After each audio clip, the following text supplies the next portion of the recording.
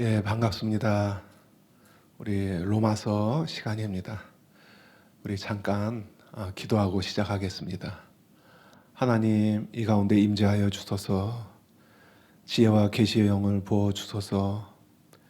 우리가 말씀을 깨닫고 또 말씀에 대한 주님의 뜻을 깨닫고 주님과 더 동행하는 시간 되길 원합니다. 우리에게 빛을 비춰주시고 주님의 뜻 가운데 우리를 인도하여 주소서. 이 시간 주님을 바라보며 의지합니다. 진리의 영으로 충만한 삶이 복된 삶이 될 수 있도록 역사하여 주소서. 예수님 이름으로 기도합니다. 아멘.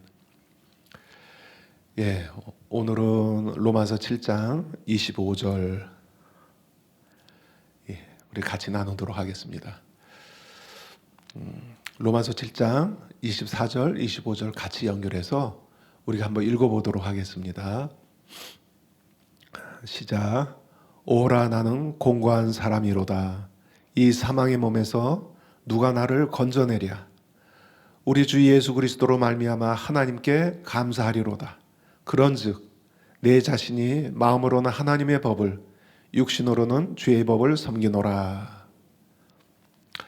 자, 이 말씀을 보면요, 1인칭 대명사 나가 등장합니다. 나는 공고한 사람이로다. 누가 나를 건져내랴.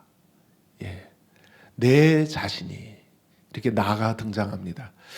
이 1인칭 나에 대한 자세한 설명은 다이아몬드 같은 진리에 충분히 설명이 되어 있기 때문에 여러분이 참고해 주시고요. 저는 오늘 25절과 관련된 내용만 다루도록 하겠습니다. 자, 7장 7절부터 표현되는 1인칭 나의 정체에 대해서 학자들의 견해는 크게 두 가지로 양분이 됩니다. 한쪽은 이 1인칭 나를 그리스도인의 현재 상태로 해석하는 견해이고요. 다른 하나는 이 나를 아직 거듭나지 못한 상태로 해석하는 입장입니다. 그런데 24절, 25절은 이 나를 그리스도인의 현재 상태로 해석하는 견해를 지지하는 구절로 많이 인용이 됩니다. 우리가 읽은 바와 같이 25절은 자연스럽게 읽어가기가 참 어려운 구절이에요. 여러분 느끼셨나요? 예. 24절에서 이 죄에 빠진 상태, 절망적인 탄식을 표현하다가 오라, 나는 공고한 자로다 이렇게 표현하다가 25절에서 갑자기 감사의 말이 등장합니다. 예수 그리스도로 말미암아 하나님께 감사하리로다. 그리고 이어서 그런즉 내 자신이 마음으로는 하나님의 법을, 육신으로는 죄의 법을 섬기노라 하고 마무리되기 때문에 이게 참 자연스럽게 읽기가 어려워요. 여기에서 감사의 말은 마치 이런 절망적인 상태도 하나님의 용인하시는 것처럼 보이게 만듭니다. 여기서 1인칭 나는 그래서 그리스도인의 현재 상태로 주장되기도 합니다. 그러나 독자들이 이 구절들을 문맥 안에서 연결시켜서 제대로 해석하면 그런 견해로 해석하는 것이 잘못되었다는 것을 깨달을 수 있습니다. 그래서 우리는 먼저 25절의 문맥 안에서 위치를 살펴보고 24절, 25절을 함께 해석해 나가도록 하겠습니다. 먼저 첫 번째로 이 문맥 안에서 위치를 살펴보겠습니다. 예, 이 로마서 7장 문맥은 이 세 단락으로 크게 나눌 수 있어요. 첫 번째 단락은 우리가 지난주 다루었죠. 결혼 비유. 1절에서 6절 단락. 성도가 율법의 속박으로부터 자유하게 되었다. 이걸 결혼 비유로 설명하는 거죠. 그리고 다음 단락의 7절에서 13절 단락. 율법 자체는 선하지만 그 율법이 죄의 세력이 나를 지배하는 수단이 되어버렸다라는 것을 말하고요. 그리고 이제 우리가 오늘 다루는 25절이 포함된 단락, 이 14절, 15절 단락은 1인칭 나는 율법에 순종할 수 없는 죄의 노예 상태에 있다. 이렇게 요약해서 주제 문장을 만들어 볼 수 있습니다. 자, 우리가 다루는 구절은 바로 이 14절, 15절 단락 마지막 끝부분에 있는 거예요. 결혼 비유를 통해서 죄의 세력과 율법의 관계를 남편과 남편의 법의 관계로 설명했던 1절, 6절 단락에서 결론 부분이 4절이었죠. 근데 이 4절을 더 풀어서 설명하는 5절과 6절, 이 5절과 6절은 7장과 8장을 이 요약한 문장들입니다. 주제를 요약한 거예요. 그래서 5절은 7장 전체를 요약한 것이고요. 그리고 6절은 8장 전체를 요약한 것으로 학자들은 대부분 인정을 합니다. 그러니까 하이퍼텍스트 역할을 한다 이렇게 볼 수 있죠. 여러분 요즘 컴퓨터가 많이 발달해서 하이퍼텍스트 알죠? 어떤 단어가 있어요. 근데 그 뜻을 몰라요. 근데 커서로 그 단어를 클릭하면은 그 단어의 뜻이 쫙 뜨죠. 어떤 단어나 어떤 표현이나 어떤 문장을 클릭을 하면 거기와 관계된 자료들이 쫙 뜹니다. 자세히. 이걸 하이퍼텍스트라고 하죠. 하이퍼텍스트 링크라고 하든지. 근데 이 7장 5절과 6절이 그런 하이퍼텍스트 역할을 한다는 거예요. 먼저 5절은 7장 전체의 내용을 요약한 것으로 볼 수 있습니다. 그럼 우리가 5절을 한번 읽어볼까요? 과연 그런지. 7장 5절. 우리가 육신에 있을 때에는 율법으로 말미암는 죄의 종력이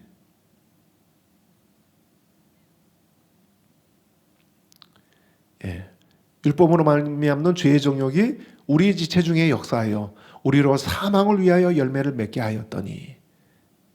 그러니까 육신에 있었을 때, 그러니까 죄에 매여 있었을 때, 죄의 지배를 받고 있을 때, 율법으로 말미암는 죄의 정욕이 우리 몸 가운데 역사하는 그런 상태. 이게 7장 전체의 주제예요. 그래서 5절은 이 7장의 요약판이다. 다음으로 6절. 이 5절 말고 6절은 이 7장에 대한 해법으로 제시된 8장에 대한 요약이에요. 특히 8장 전반부 8장 1절 17절에 대한 요약으로 볼 수 있습니다. 그럼 7장 6절을 우리가 보겠습니다. 이제는 우리가 얽매였던 것에 대하여 죽었으므로 율법에서 벗어났으니. 7장과 반대죠. 7장은 매여 있는 것. 근데 이 5절은 매여 있는 것. 근데 이 6절은 벗어난 것. 벗어났으니 이러므로 우리가 영의 새로운 것으로 섬길 것이요 율법 주문에 묵은 것으로 아니할지니라. 이 영의 새로운 것으로 섬기는 것, 죽었던 것에서 벗어나서, 이걸 8장에서는 성령의 능력으로, 생명의 성령의 법이 죄와 사망의 법에서 너를 해방했다 하는 그러한 삶으로 묘사하고 있는 거죠.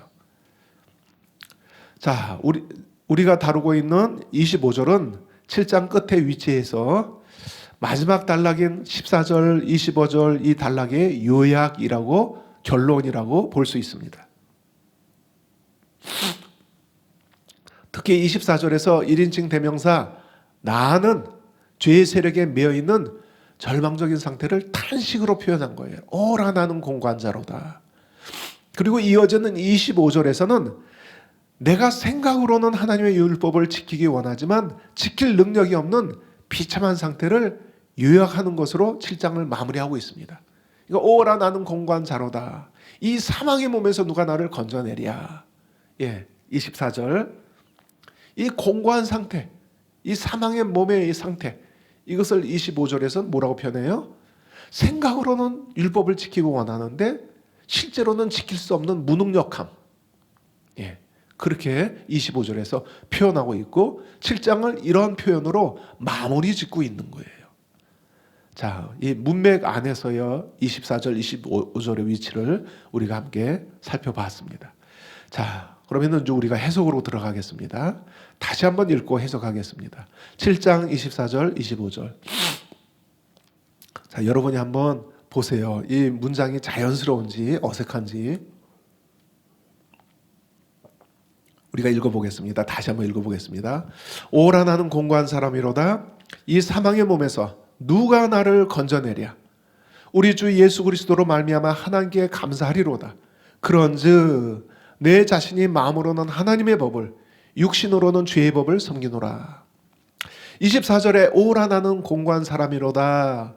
이 개역개정의 번역에서 공고한 사람은 새 번역이나 공동 번역에서는 비참한 사람으로 번역했습니다. 공고한 사람, 비참한 사람. 예. 이것은 죄의 지배 아래에 있는 상태를 이 탄식으로 표현한 거예요. 이어지는 24절 후반부에 이 사망의 몸, 사망의 몸 우리가 지난주에 다뤘죠. 이 사망의 몸에서 누가 나를 건져내랴 하는 표현은 이런 절망적인 상태에서 구원받기를 갈구하는 내용입니다. 25절은 이렇게밖에 할 수 없는 상태를 결론적으로 묘사한 것이죠. 자, 이것은 성도의 정상적인 상태라고 볼 수 없어요. 이 부분에 대해서는 뒤에서 다루도록 하겠습니다. 자, 이 상태는 7장에서 특히 14절 이하에서 묘사되는 바 죄의 노예 상태예요. 이건 성도의 상태라고 볼 수 없어요. 죄의 노예 상태예요. 그리고 이에 대한 해법으로 제시된 8장의 내용이 등장을 하는데 8장에서 바울은 7장과 대조적으로 죄로 인해 무력한 육신의 삶을 극복할 수 있는 상태, 해방된 상태, 생명의 성령의 법으로 지배되는 상태, 그래서 죄를 이길 수 있고 율법의 yo구를 성취할 수 있는 상태를 선언하고 있는 거예요. 이러한 배경에서 우리가 25절 해석을 위해 다음 중요한 질문을 통해서 풀어갈 필요가 있습니다. 첫 번째 질문은 이거예요. 25절 초반절, 25절 초반부에 이 감사의 말은 도대체 무엇에 대한 감사인가? 이 감사가 무엇에 대한 감사인지 알아야 정확한 해석이 가능한 것이죠. 그래서 25절을 해석하는데 이 질문은 아주 큰 중요성을 갖고 있습니다. 감사가 무엇에 대한 감사인지 규명되어야 정확하게 이해할 수 있기 때문에 우선 결론부터 말하자면 이 감사의 말은 죄의 지배의 상태에 대한 감사가 결코 아니라는 것이죠. 이게 같이 25절에 엮여 있기 때문에 성경을 읽으면서 많은 사람들이 오해해요. 아, 이렇게 죄 가운데 살아도 감사할 수 있는 거군. no, 천만의 말씀. 천만의 말씀이. 여기서 감사는 그거에 대한 감사가 아니에요. 죄에 대한 감사가 아니라는 거죠. 자, 24절, 25절의 상태가 24절의 그 비참한 상태랑 연결되어 있다고 그랬죠. 24절에 공고한 사람이로다, 공고한 또는 비참한으로 번역되는 이 탈라이포로스라는 단어는요, 성경에서 한 번도 긍정적인 의미로 쓰인 사례가 없습니다. 모두 전부 부정적인 의미로 쓰였어요. 자, 이 공고한 상태, 비참한 상태는 25절에서 생각으로는 하나님의 율법을 지키기 원하는데 육신으로는 죄의 법을 섬길 수밖에 없는, 즉 죄의 지배 아래에 있는 상태를 의미합니다. 바로 이런 상태에 대해서 절망하면서 나는 비참한 사람이로다 하고 절망 가운데 탄식하는데 이걸 감사한다고요? 그럴 수가 없죠. 누가 이 사망의 몸에서 누가 나를 건져내랴, 이 외침이 뭐예요? 누가 나를 이 사망 몸에서 구원해 주겠습니까? 하고 한 외침이에요. 아직 구원이 안 이루어진 상태예요. 이 상태를 어떻게 감사할 수 있어요? 자, 우리가 주의해야 할 것은 로마서 어디에서도 바울은 이러한 상태를 긍정적으로 묘사하지 않았다는 점입니다. 로마서 전부 한번 찾아보세요. 로마서 어디에서도 이런 상태를 단 한 번도 긍정적으로 사도 바울이 표현한 적이 없어요. 그리고 어디에서도 사도 바울은 이것을 구원받은 성도의 상태라고 묘사한 적이 없어요. 이 24절과 25절 후반부의 상태는 말 그대로 비참한 절망 상태를 묘사한 것입니다. 그런데 어떻게 이것이 감사의 제목이 될 수 있습니까? 이런 이유 때문에 학자들도 이 감사의 말을 이 비참한 상태와 직접적으로 연결시키지는 않습니다. 그렇다면 무엇에 대한 감사인가? 그렇다면 무엇에 대한 감사란 말인가? 대다수 학자들은 이 감사의 말은 8장의 내용을 미리 바라보고 나타낸 표현으로 인정합니다. 바울은 7장에서 1인칭 나의 무력한 상태와 대조적으로 8장에서 생명의 성령의 법이 자유케 한 그 상태, 그래서 성령의 능력 안에서 율법의 요구를 성취할 수 있게 되었다고 선언합니다. 7장에서는 마음으로는 원하는데 생각으로는 율법을 지키지 원하지만 할 수 없는 무력한 상태. 그런데 8장에서는 율법의 그 요구를 성령의 능력 안에서 지킬 수 있는, 이제는 성취할 수 있는 상태, 정반대의 상황이 선언되고 있는 거예요. 8장에서. 7장 25절의 감사의 말은 바로 이러한 입장에서, 8장의 입장에서 드려진 감사의 탄성으로 이해할 수 있다는 것입니다. 이해가 되시죠, 여러분? 자, 이것은 7장의 1인칭 나를 성도의 현재 상태로 보는 견해에서도 마찬가지예요. 그러니까 1인칭 나가, 7장의 1인칭 나가 그리스도인의 현재 상태다라고 주장하는 학자들도 여기에는 다 동의한다는 거예요. 예. 예. 이 감사의 말이 8장을 내다보고 한 말이다. 이제 다음 구절에서 시작될 8장을 여기서 감사의 말로 예고하는 거다. 예. 이거는 이쪽 견해나 저쪽 견해나 다 동의하는 내용이에요. 감사의 말이 8장에 연결되어 있다는 거. 그런데요, 자, 25절의 감사의 말이 7장의 해법으로 제시된 8장의 내용을 전제한다면 독자들은 이렇게 정당한 질문을 드릴 수 있어요. 할 수 있어요.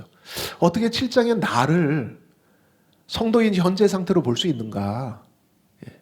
비참하고 무력한 상태를 묘사하는 7장의 내용이 성령의 능력 안에서 자유와 해방을 선언하는 8장의 내용과 대조를 이루고 있는데, 그렇다면 어떻게 7장의 나를 구원받은 성도로 볼 수 있는가라고 우리는 정당하게 반문할 수 있는 거예요. 그렇죠? 자, 여기에서 그럴듯한 학자들의 제안은 바로 이거예요. 예. 이 모순처럼 보이는 것을 해결하고자, 예. 이 나가 그리스도인이다라고 주장한 학자들이 제시한 해법이 이거예요. 그 제안이 뭐냐면 7장을 이미와 아직의 이 구원론적 구조 가운데 해석하는 것입니다. 참 그럴듯하죠. 예. 현재 성도가 죄와 갈등을 경험하는데 이 갈등을 미래 종말에, 그러니까 죄에 대한 완전한 심판이 이루어질 때까지 계속되는 상태로 보는 것입니다. 그럴듯하죠. 그래서 이 견해에 따르면 8장에서 성령을 통한 해방이 뭐가 될 수밖에 없어요? 이미와 아직의 구조로 보기 때문에 8장의 성령을 통한 해방이 지금 이루어진 게 아니라 미래의 종말론적인 소망이 되어버리는 거예요. 이 견해를 지지하기 위해서는 그렇게 보는 거예요. 예. 이미와 아직으로 7장을 보면은 8장은 뭐예요? 해방이 이미 이루어진 거잖아요. 그래서 그거는 현재 그리스도인이 얻은 자유가 아니라 미래 종말론적인 소망으로 보는 거예요. 그리고 그렇게 해석하는 중요한 근거 중에 하나가 바로 이겁니다.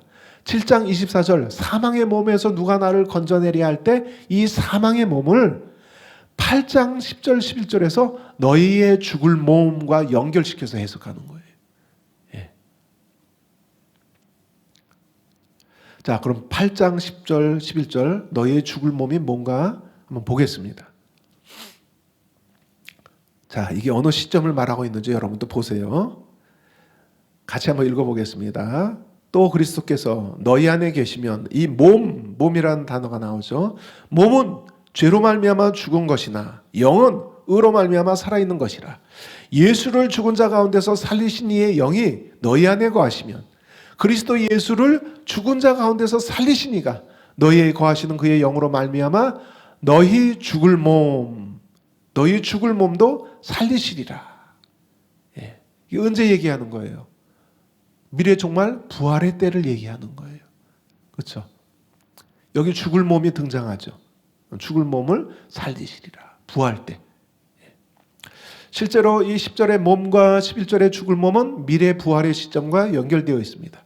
그리고 이것은 8장 23절의 몸의 성령과 연결된 표현이에요. 그럼 8장 23절 그뿐 아니라 또한 우리 곧 성령의 처음 익은 열매를 받은 우리까지도 속으로 탄식하여 양자될 것 곧 우리 몸의 속량을 기다리느니라. 따라서 여기서 말하는 바 몸의 속량은 미래 종말에 대한 내용이 맞습니다. 이 너희 죽을 몸에 대한 그 말하는 시점과 소망으로 바라보는 시점, 또 몸의 속량이 이루어지는 그 시점은 미래 종말론적인 표현 맞습니다. 그러나 우리가 여기서 짚고 넘어가야 하는 중요한 문제는 따로 있어요. 그것은 뭐냐면은 우리는 7장 24절의 사망의 몸과 8장 11절의 너희 죽을 몸이 동일한 의미인가? 이걸 짚고 넘어가야 되는 거예요. 이쪽 견해에서는 이걸 동일한 의미로 보고 그리고 죽을 몸이 부활의 시점을 얘기하고 있기 때문에 8장의 해방을 종말론적인 입장에서 해석한 거예요. 미래 소망으로. 동일한 의미라면 사망의 몸과 8장의 죽을 몸이 동일한 의미라면 이러한 견해가 지지받을 수 있습니다. 그러나 7장의 사망의 몸과 이 8장의 죽을 몸은 같은 의미가 아니라 다른 의미예요. 안타깝게도. 우리가 그 근거를 왜 그런지 한번 살펴보도록 하겠습니다. 첫째, 27장 24절의 사망의 몸은 7장 문맥 안에서 다른 의미를 갖습니다. 우리가 이미 살펴본 바와 같이 우리가 이미 다른 시간에 사망의 몸에 대해서 다뤘죠. 그렇게 살펴본 것과 같이 7장에서 사망의 몸은 문자적으로 단순히 사람의 육체가 아니에요. 우리가 그때 살펴봤잖아요. 이 사망의 몸은 문자적으로 단순히 사람의 육체가 아니라 죄가 다스리는 비참한 노예 상태, 즉 죄의 지배 아래에 있는 인간의 실존을 의미하는 것으로 보았습니다. 그러나 8장 10절 11절의 죽을 몸은 문자적으로 그냥 육체예요. 부활을 바라보는 진짜 인간의 몸을 의미하는 거예요. 따라서 이 7장의 사망의 몸과 8장의 이 죽을 몸은 다른 의미예요. 같은 의미가 아니에요. 둘째로,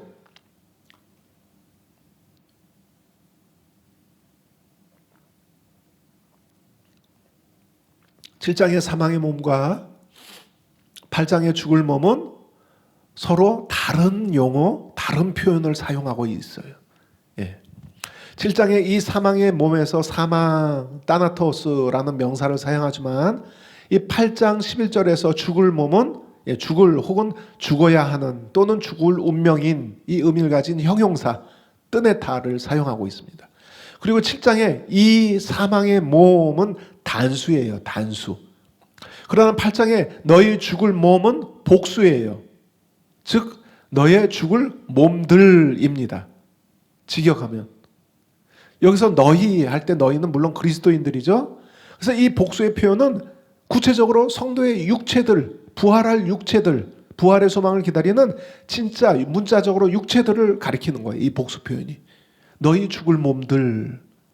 그러나 7장 24절 사망의 몸은 단수예요. 단수로 표현해서 그 상징성을 부각시키고 있는 거예요. 같은 의미가 아니라는 거죠.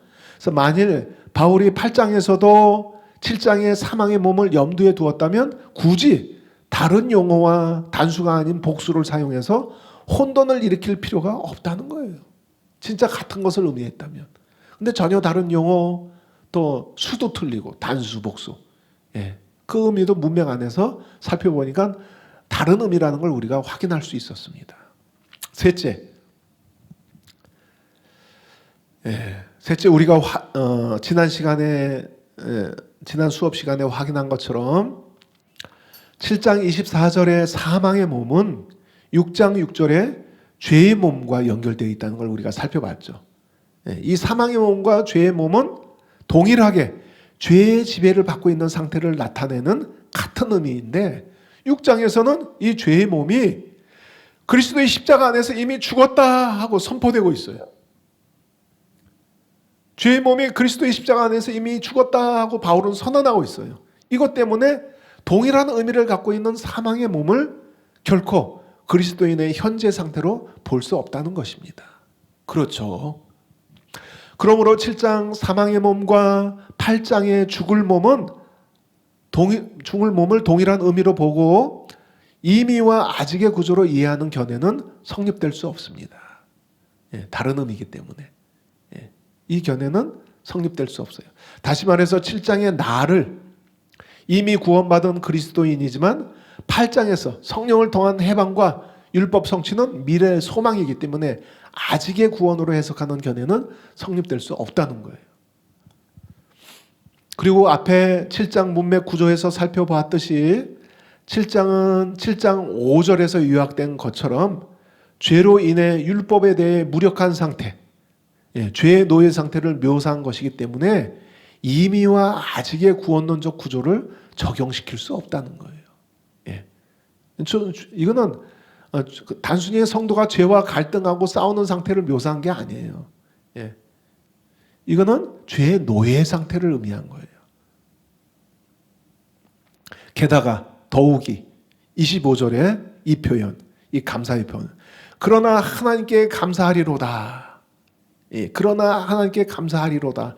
이 문자적으로 똑같은 완전히 100% 똑같은 표현이, 문장이 로마서 안에서 6장 17절에 평행을 이루고 있습니다. 똑같은 표현이. 그러나 하나님께 감사하리로다. 그러나 개역개정에 빠져 있는데 이 표현까지 똑같아요. 자, 그런데 이 표현이 6장 단락의 문맥에서도 이 감사의 표현은 죄의 종으로 사는 상태가 아니라 죄에서 해방되어 의에게 종이 된 상태에 대한 표현입니다. 자, 이 평행이 의미심장한 거죠. 로마서 안에서 이게 2번 나오는데 바로 앞장에서 이미 나왔던 표현이라는 거예요. 근데 거기서 죄의 노예 상태에 대한 감사가 아니라 죄에서 해방된 상태에 대한 감사로 이 똑같은 평행이 드려지고 있다는 거죠. 그럼 그걸 우리 6장 문맥에서 한번 우리가 살펴보겠습니다. 6장 15절에서 18절 여러분 잘 따라오고 계시죠? 6장 15절에서 18절 한번 읽어보겠습니다. 그런즉 어찌하리요? 우리가 법 아래에 있지 아니하고 은혜 아래에 있으니 죄를 지으리요? 그럴 수 없느니라. 너희 자신을 종으로 내주어 누구에게 순종하든지 그 순종함을 받는 자의 종이 되는 줄을 너희가 알지 못하느냐? 혹은 죄의 노예, 죄의 종으로 사망에 이르고 7장의 상태가 구원받은 상태가 아니란 걸 이 말씀을 통해서도 확인되죠. 혹은 순종의 종으로 의에 이르느니라. 여기서 똑같은 문장이 나오죠. 그러나 하나님께 감사하리로다. 그러나 하나님께 감사하리로다. 너희가 본래 죄의 종이더니 너희에게 전하여 준 바 교훈의 본을 마음으로 순종하여 죄로부터 해방되어 의에게 종이 되었느니라. 여기서 감사가 뭐에 대한 감사예요? 죄에서 해방되어서 의에게 종이 된 것을 감사드리고 있는 거예요. 7장의 문맥과 똑같아요. 죄의 종, 그리고 8장의 의의 종이 된 것. 여기서도 그 두 대조의 상태가 여기서도 있고, 여기에서 그런데 감사는 의의 종이 된 것에 대한 감사라는 거죠. 이처럼 감사의 표현은 죄의 종에서 해방되어 의를 행하는 삶에 대한 것입니다. 따라서 바울의 논의가 6장뿐만 아니라 7장에서도 일관성을 유지하려면 7장 이 초반절의 감사의 말도 7장 전체에서 말하는 죄의 노예 상태를 부인하고 8장에서 생명의 성령을 통해 죄의 세력에서 해방된 상태에 대한 감사로 보아야 한다는 거죠. 바울의 이 7장의 저자도 바울이고 6장의 저자도 바울인데, 그러면 이 감사의 표현이 평행을 이루는데 일관성을 가져야죠. 그러면 7장의 이 감사의 표현도 8장을 내다보고 한 감사가 맞다. 죄에서 해방된 상태에 대한 감사가 맞다라고 보아야 한다는 것입니다. 자, 그럼 첫 번째 질문은 해결됐죠. 그럼 두 번째 질문. 그렇다면 이 25절 이 초반부에 있는 감사의 말에 자리 잡고 있는 위치에 대해서 우리가 어떻게 이해해야 되는가? 이것도 정당한 질문이죠. 왜 하필 이 감사의 말이 여기에 위치해 있죠? 그거죠. 그러면은 그 위치를 확인하기 위해서 우리가 또 다시 읽어보겠습니다. 본문을 안 보면 또 놓쳐요. 7장 24절 25절. 자, 이 감사 말이 있는 위치가 자연스러운지 보세요. 24절. 오라 나는 공고한 사람이로다. 이 사망의 몸에서 누가 나를 건져내랴. 우리 주 예수 그리스도로 말미암아 하나님께 감사하리로다. 그런즉 내 자신이 마음으로는 하나님의 법을, 육신으로는 죄의 법을 섬기노라. 자, 여기서 독자들은 이 감사의 탄성이 자리 잡고 있는 위치에 관해 당황하게 됩니다. 그렇죠? 바로 죄의 노예가 되어 있는 이 비극적인 비참한 상황에서 바울은 하나님께 감사를 하는 거예요. 더욱이 이 감사의 문구는 오해를 불러일으키기 쉽습니다. 왜냐하면 25절 초반부 이 감사의 말에 다음에 이어서 이 감사의 말에 이어지는 이 7장 전체 결론으로 보이는 그런즉 내 자신이 마음으로는 하나님의 법을 육신으로는 죄의 법을 섬기노라 하면서 이 표현이 마무리되기 때문에 이 감사로 끝났으면 바로 8장에서 시작되는 거잖아요. 그럼 이해가 쉬운데 감사의 말로 마무리된 게 아니라 감사의 말 다음에 그런즉 다시 죄의 노예 상태를 얘기하면서 마무리되기 때문에 당황스러운 거예요. 독자 입장에서는.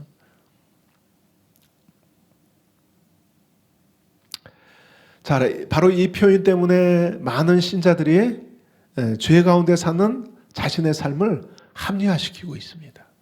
이런 25절의 표현 때문에. 로마서 7장에서도 성도의 현재 상태를 의미하는 나란 존재가 죄 가운데 살지만 이렇게 봐라, 하나님께 감사드리고 있다. 그리고 바로 8장 1절에서 그리스도 안에 있는 자에게는 결코 다시 정죄함이 없다고 했다. 이 얼마나 감사한 일인가. 이렇게 죄 가운데 살면서도 마음으로는 하나님의 법을 지키고 육신으로는 죄의 법을 지키지만 다시 정죄함이 없다고 하니 얼마나 감사한 일인가 하면서 여전히 죄 가운데 사는 거예요.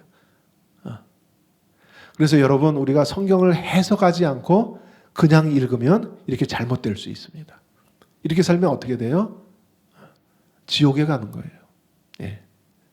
그래서 성경을 그냥 다독했다, 백독했다 그렇게 자랑만 하면 좋은 게 아니에요.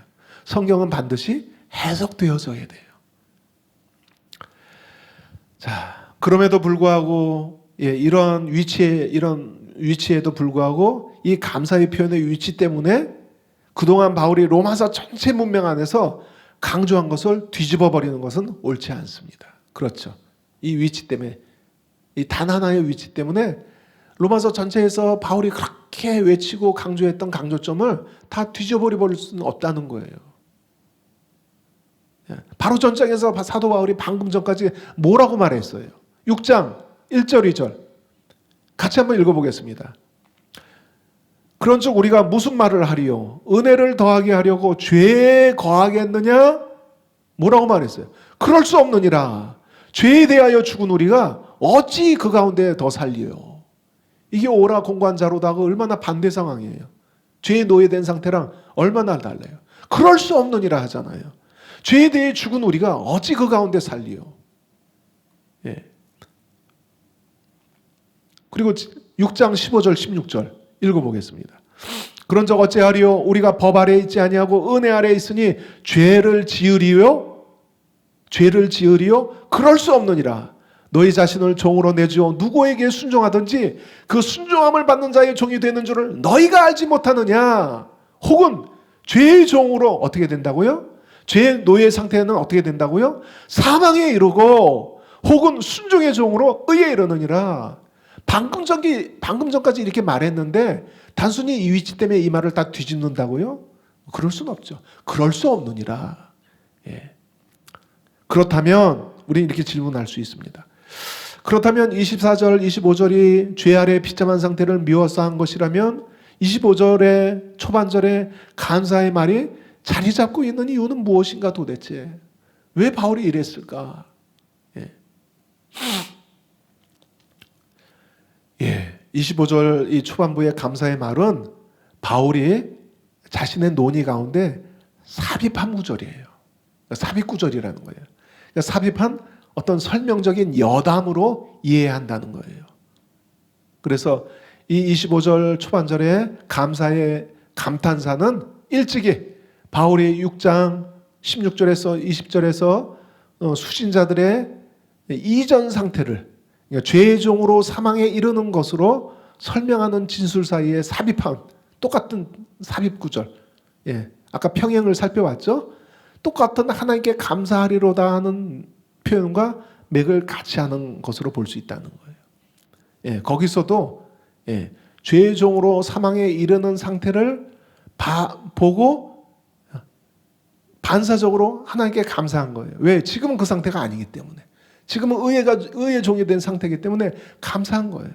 이 평행구절에서도 이런 절망적인 상태에 대해서 감사를 표현하고 있다는 거예요.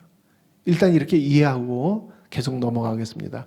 바울은 그의 서신에서 종종 감사와 찬미의 말들을, 이게 중요한 표현입니다. 바울은 그의 서신에서 종종 감사와 이 찬미의 말들을 문맥의 논리적 흐름과 상관없이 삽입구절로 사용했다는 거예요. 예. 자, 24절, 25절의 논리적 흐름은 이 감사의 구절을 제외해버리면 더 자연스럽습니다. 예. 이것은 감사의 말이 문맥의 흐름과 크게 상관없이 삽입된 감사의 감탄사라는 증거입니다. 그러니까 삽입 구절이라는 거예요. 24절, 25절을 이 감사의 말을 빼버리고 읽어보세요. 그럼 더 자연스러워요. 이게 논리적인 흐름이 딱 맞습니다. 근데 그 가운데 이 감사의 말이 들어가 있어서 우리가 당황하고 어색함을 느꼈잖아요. 그 이유가 뭐라고요?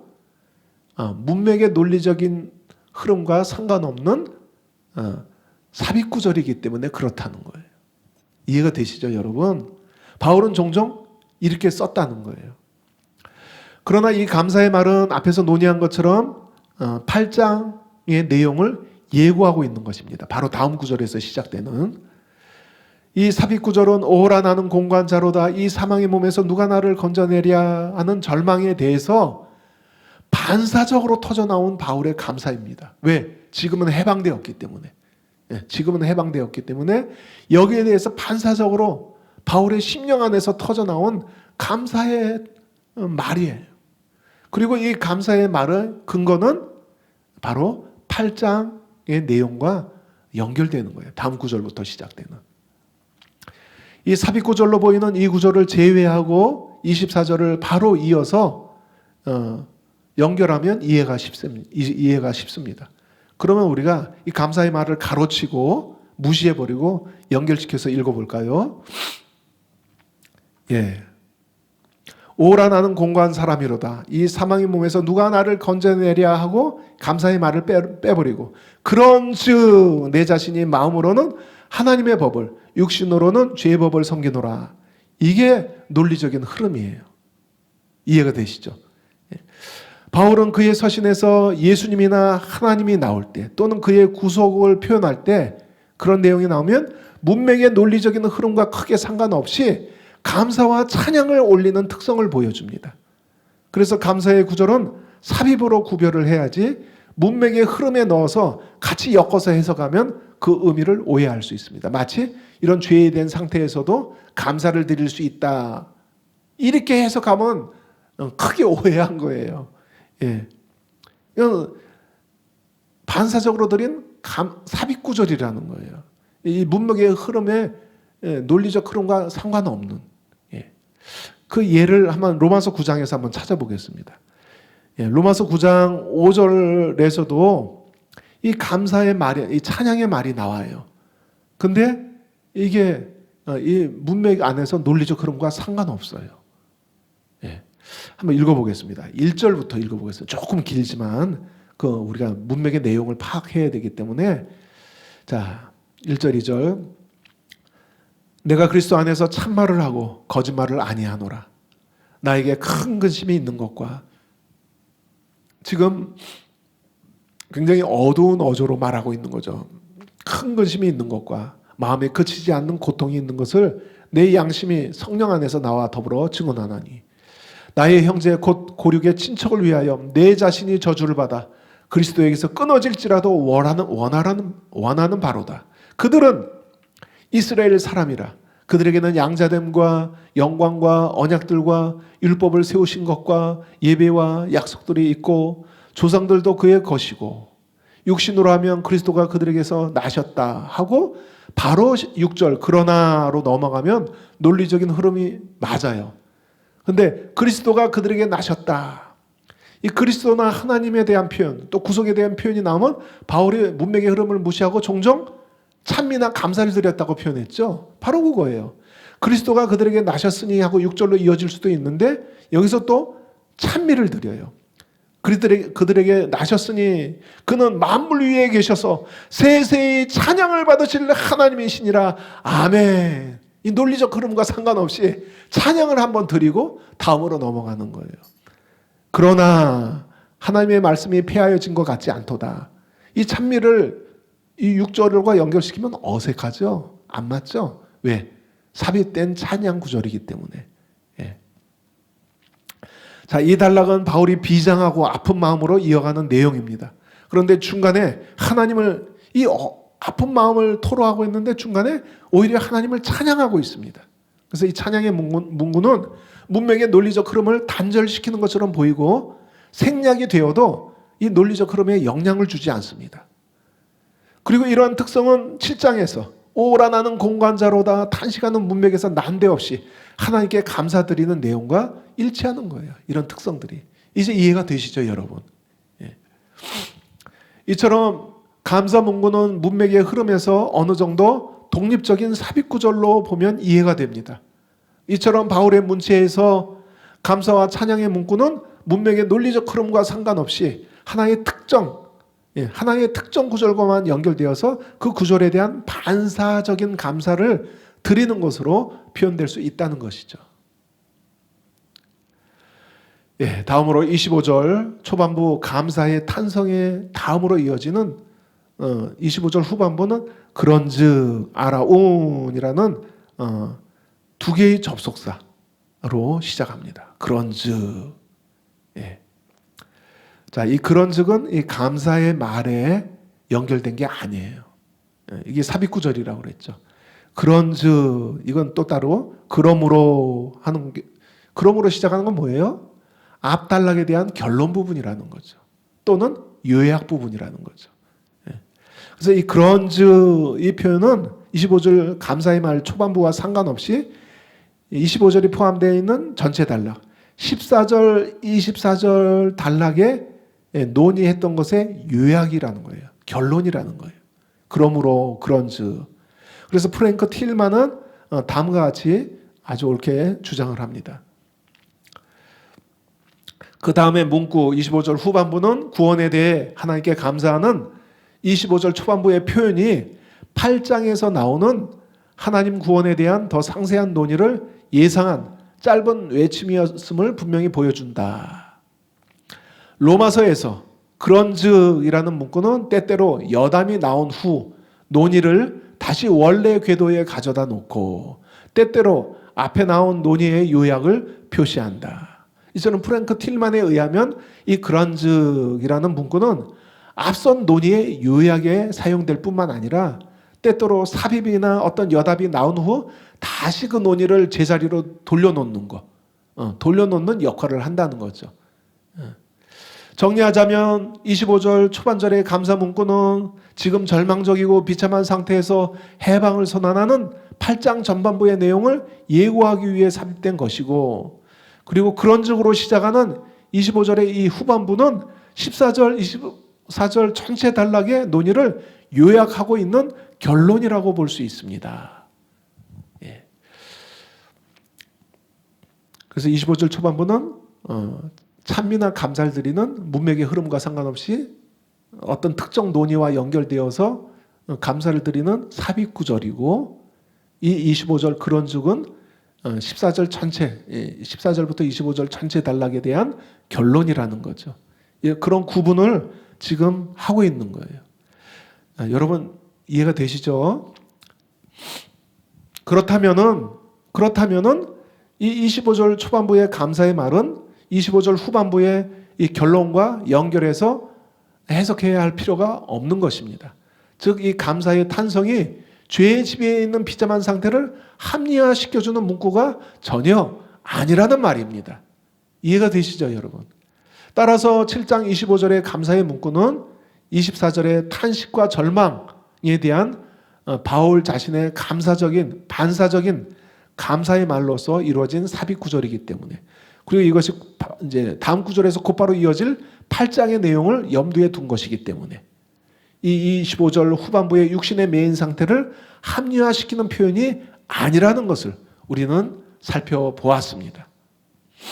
그렇다면 이 14절, 25절 단락의 목적은 분명해지죠. 이 14절, 25절 단락의 목적은 그리스도와 함께 동행하는 신자, 현재 그리스도인의 삶을 개선하려는 개인적이고 실천적인 의도로 쓰였다기보다는 죄와 율법의 관계 안에서 거듭나기 전 죄의 지배 아래에 있는 인간을 보다 깊은 좌절과 절망을 보여줌으로써 그리스도의 구속의 충족성을 8장에서 부각시키려는 의도로 쓰인 것이 분명해 보인다는 거예요. 예. 잘 따라오셨죠, 여러분? 이해가 되시죠? 예, 이제 우리가 마지막 맺는 말입니다. 결론 부분입니다. 자, 25절에 대한 오해는 적지 않은 신자들이 자신의 죄 가운데 사는 삶을 합리화시키는 자료로 오용될 수 있다는 것을 우리는 살펴보았습니다. 로마서 7장에서도 이 나가 성도를 의미한다면은 이 나가 1인칭 나가 죄 가운데 살고 있지만 하나님께 감사드렸다. 그리고 바로 8장에서 그리스도 안에 있는 자는 정죄함이 없다고 했다. 그리고 이 얼마나 감사한 일인가. 그래서 이렇게 죄 가운데 살면서도 마음으로는 하나님의 율법을 지키고 또 육신이 약하기 때문에 죄를 다 이길 수 없는 삶을 살지만 다시 정죄함이 없다고 하니 얼마나 감사한 일인가. 바울도 이렇게 감사를 드렸는데 이렇게 오해하면 큰일 나는 것입니다, 여러분. 예, 비극적인 결말을 보게 되는 거예요. 불법을 행하는 자들아, 나를 떠나라. 예, 최후의 장면이 이 장면이 될 수 있어요. 얼마나 무시무시한 장면이에요. 자, 그래서 이것은 이러한 오해는 로마서 전체에서 바울의 강조점을 다 뒤집어 버리는 처사입니다. 예. 바울에 의하면 성도는 죄의 지배에서 해방되었기 때문에 이제는 성령 안에서 영의 새로움으로 사는 자예요. 예. 앞서 설명한 것처럼 죄에 대해서 실패할 때도 있고 가끔 넘어질 때도 있지만은 죄의 노예 상태는 아닌 거예요. 7장의 상태는 아닌 거예요. 예. 성령의 능력, 생명의 성령의 법에 아래서 죄와 사망에 해방된 상태, 그 상태를 누리고 자유를 누리고 있는 그 상태를 말하고 있는 거예요. 사도 바울이 이걸 말하고 있는 거예요. 앞에서 살펴본 것처럼 7장 5절은 7장 전체를 요약한 내용이고 6절은 8장 특히 전반부를 요약한 것이라고 말씀드렸죠. 근데 5절, 6절이 그렇게 하이퍼 텍스트 역할을 한다고 했는데 중요한 대조점을 보여주고 있습니다. 분명히. 다시 한번 읽어볼까요? 다시 한번 5절, 6절을 붙여서 다시 한번 읽어보는데 5절과 6절이 얼마나 반대되고 대조되는지 그 근거를 한번 여러분 찾아보세요. 7장 1인칭 나에 대해서 요약하고 있는 5절을 먼저 우리가 읽어보겠습니다. 이게 7장의 전체 압축이 이 5절이라고 그랬죠. 시작. 우리가 육신에 있을 때에는 율법으로 말미암는 죄의 정욕이 우리 지체 중에 역사하여 우리로 사망을 위하여 열매를 맺게 하였더니 그러니까 오라 나는 비참한 사람이로다 하고 절망의 탄식을 하는 거죠. 근데 6절이 어떻게 시작해요? 6절 어떻게 시작해요, 여러분? 접속사 그리고 뒤따르는 형용사 보세요. 어떻게 시작해요? 5절과 너무 극명한 대조를 이루고 시작하고 있잖아요. 그러나 이제는 우리가 얽매였던 것에 대하여 죽었으므로 5절은 얽매였던 상태에 대해서 말했죠. 그러나 이제는 우리가 얽매였던 것에 대하여 죽었으므로 율법에서 벗어났으니 7장은 율법의 메인 상태를 의미하죠. 근데 여기서는 율법에서 벗어났으니 이러므로 우리가 영의 새로운 것으로 섬길 것이요 율법 저문에 묵은 것으로 아니할지니라. 이게 8장의 압축이라고 했죠. 성령의 생명의 능력으로 사는 것을 영의 새로운 것으로 섬길 것이요 이렇게 표현하고 있어요. 5절에 육신에 있었을 때는 죄가 우리 지체 중에 역사해서 사명의 열매를 맺는 상태, 이건 분명 거듭나기 전 과거의 상태입니다. 이와 대조적으로 6절은 그러나 이 접속사의 시작과 이제는 이라는 표현은 바로 5절의 과거와 이제는의 대조, 죄에 매였던 5절과 극명한 대조를 보여준다는 것이죠. 이 6절은 성도의 현재 상태를 묘사하는 것입니다. 이게 8장에서 바로 묘사되는 거예요. 바울은 이제는 우리가 얽매였던 것에 죽었고 그 율법에서 벗어났다고 선언합니다. 영의 새로움으로 사는 자가 된 것입니다. 그래서 8장의 이 성령을 통한 해방은 그 다른 견해에서 설명한 것처럼 미래 종말론적인 내 국한된 표현이 아니라 현재 거듭난 자가 성령 안에서 누리고 있는 걸 말하고 있는 거예요. 이게 6절의 상태예요. 6절에서 말하고 있는 상태예요. 영의 새로움으로 이제 너희가 섬길 것이니. 이거 현재 상태잖아요. 6절에서. 예. 따라서 7장에서 1인칭 대명사 나는 선을 원하지만 선을 행할 수 없는 무력한 존재, 죄에게 종로로 가는 상태에 있는 존재였습니다. 그러므로 나라는 표현된 존재는 구원받은 상태 아니에요. 바울은 앞장에서 이런 상태를 구원받은 자라고 결코 말하지 않습니다. 예. 다시 한번 이거는 읽지 않는 구절들인데 한번 6장에 바로 전에 이 말들을 하고 7장을 시작한 거예요. 사도 바울이. 예. 6장 문맥에 7장 문맥이 같이 연결되어 있다고 지난 시간에 우리가 나눴잖아요. 근데 이 연결된 문맥 안에서 6장에서 사도 바울이 분명히 여러 번 반복해서 말하고 있는 게 뭐예요? 6장 6절 같이 한번 읽어보겠습니다. 시작. 우리가 알거니와 우리의 옛사람이 예수와 함께 십자가에 못 박힌 것은 죄의 몸이 죽어 다시는 우리가 죄에게 종로로 나지 아니하려 함이니. 6장 14절 같이 시작. 죄가 너희를 주장하지 못하리니 이는 너희가 율법 아래에 있지 아니하고 은혜 아래에 있습니다. 6장 22절 시작. 그러나 이제는 너희가 죄로부터 해방되고 하나님께 종이 되어 거룩함에 이르는 열매를 맺었으니 그 마지막은 영생이라. 예, 너희가 죄로부터 해방됐다는 거예요. 그러나 7장 1인칭 대명사 나를 통해서 바울이 의도하는 것은 율법의 행위가 아니라 믿음이라고 강조하는 그의 복음을 위해서 전략적으로 채용한 표현이에요. 나. 그러나 이러한 내용은 로마서 초반부터 강조해왔던 논의를 계속 연결시켜서 사도 바울이 지금 설명하고 있는 거예요. 바울은 왜 율법의 행위로는 의롭다 하심을 얻을 수 없는가를 이 7장의 비극적이고 무기력한 실존, 나를 통해서 보여주고 있는 거예요. 여기에서 나로 대변되는 유대인을 단순히 불신자라고 볼 수 없습니다. 여기서 1인칭 나는 뭐예요? 단순히 불신자가 아니에요. 예. 왜냐하면 여기서 나는 무력하지만 하나님의 율법을 알고 지키기 원하는 자이기 때문에. 예. 바울이 여기서 율법 조문의 옛 언약 아래서 육신의 상태에 있는 인간이 얼마나 무력한지를 이 7장에서 증명하고 있는 것입니다. 여기에서 나는 1인칭 나는 불신자는 아니지만 성령으로 거듭나지 못한 상태입니다. 즉 구원받지 못한 상태입니다. 그래서 1인칭 나의 상태는 불신자는 아니지만 아직 구원받지 못했기 때문에 불신자와 동일한 상태와 있는 것입니다. 이 미묘한 차이를 여러분이 이해하셔야 돼요.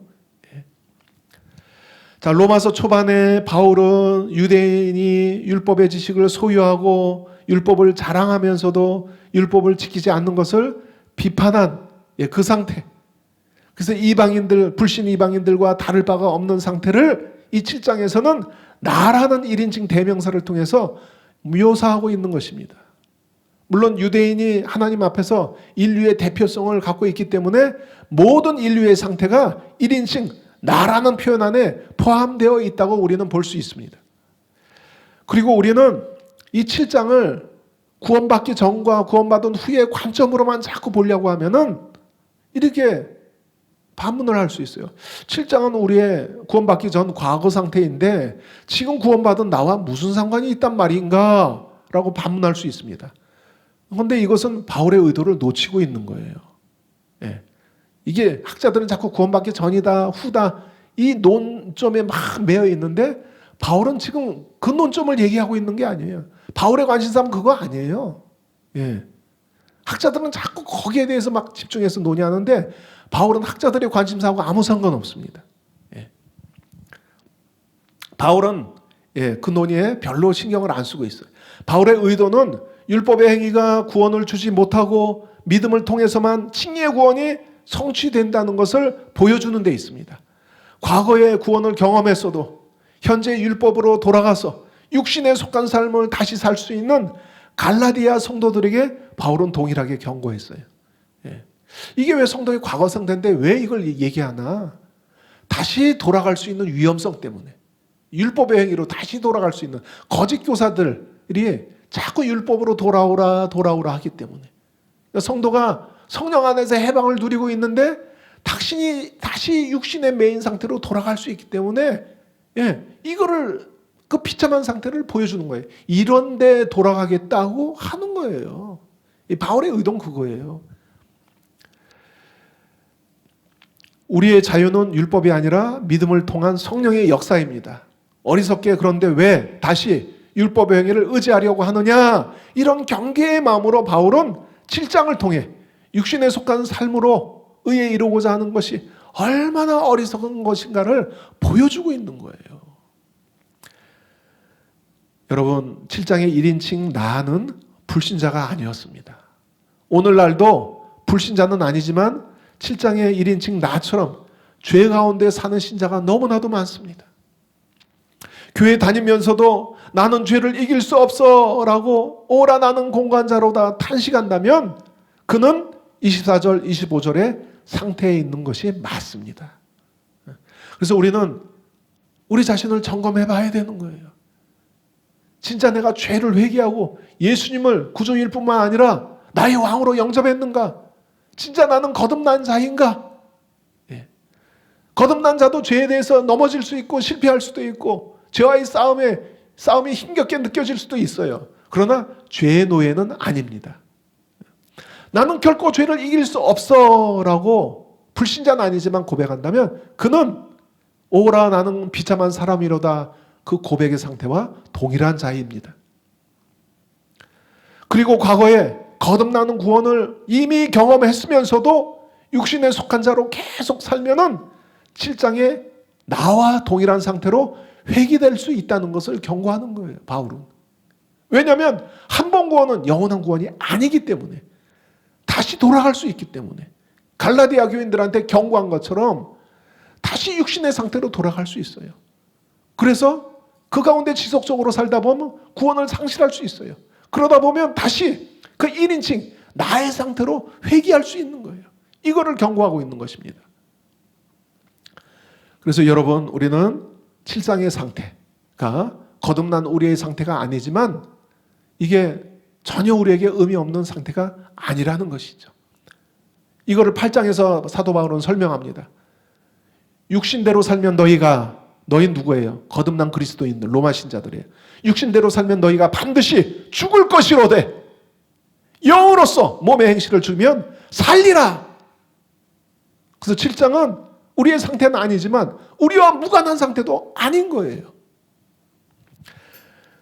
그래서 우리는 이 위험성을 알고 성령 안에서 성령의 소욕을 쫓아 행하는 그리스도 안에서 진짜 이 비참한 상태를 벗어나서 이 자유와 해방을 주었는데, 이 놀라운 특권을, 자유함을 주셨는데 그걸 죄의 소욕에 허락함으로써 잃어버리지 않고 그것을 지키고 유지시킴으로써 끝까지 이기는 자들이 되는 저와 여러분이 되길 바랍니다. 오늘 수업은 다 마쳤습니다. 우리 다음 과제는요, 8장 4절이에요. 8장 4절을 우리 8장 1절, 4절 단락이 되어 있기 때문에 그것을 주의해 오는 것입니다. 자, 주의 방법론 배운 것처럼 다 해보세요. 단순히 학자가 이렇게 말했다, 나는 이런 이유 때문에 이것을 선택한다, 그것만 과제하는 학생들이 있는데 그러면 늘지 않습니다.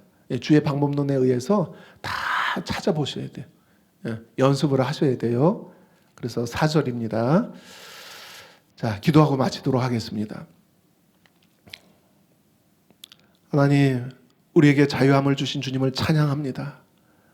내가 하나님께 감사하리로다 하는 사도 바울의 심령에서 터져나오는 이 감격이 우리의 고백이 되게 하여 주시옵소서. 스스로 죄를 이길 수 없는 무력한 존재였는데 하나님의 예수 그리스도 안에서 우리를 해방시키셨습니다. 십자가로 죄를 정죄하셨습니다. 그리고 우리를 죄에서 자유케 해주셨습니다. 이제는 날마다 성령 안에서 행함으로 우리가 이 자유를 만끽하고 누리는 자가 되게 하여 주시옵소서. 이것을 결단합니다. 이 자유를 우리가 잃지 않을 것입니다. 성령의 능력을 우리가 의지합니다.